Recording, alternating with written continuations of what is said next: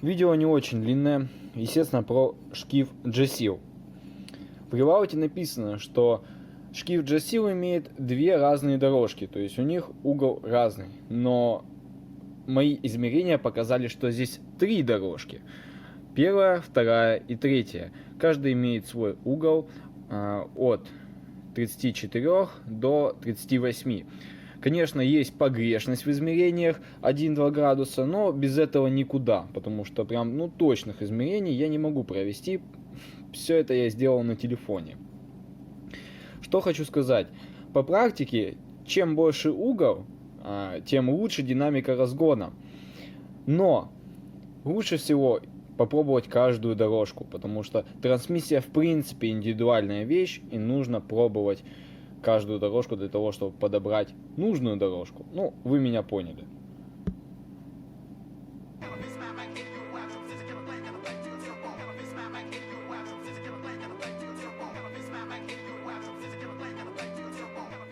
Некоторые скажут, что телефоном мерить это такое себе, не очень точно. Я соглашусь, но, например, вот этот шкив сам, он от AD50, то есть от сепии.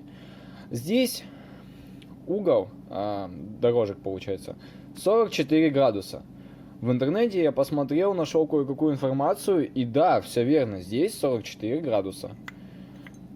Значит, более-менее эти измерения правильные. То есть не могу сказать, что они очень точные и тому подобное, но они ближе к правде. То есть так можно мерить. Естественно, видна разница невооруженным глазом. Это стандартный шкив.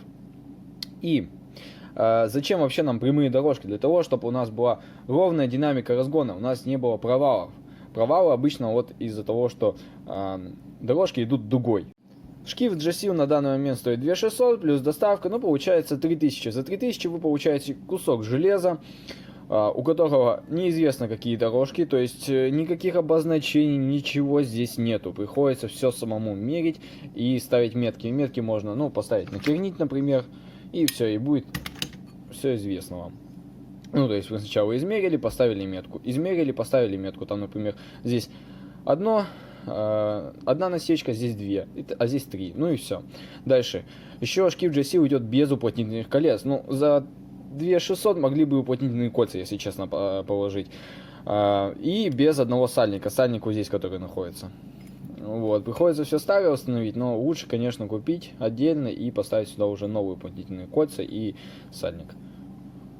Сейчас я не буду в деле пробовать этот шкив, потому что трансмиссия в принципе индивидуальна, и смысла я в этом не вижу. То есть вам нужно брать и пробовать каждую дорожку, и тогда вы только поймете, какая дорожка для вас. Но скорее всего это будет 38 градусов, потому что, как практика показала, это самый оптимальный угол в принципе для всех трансмиссий.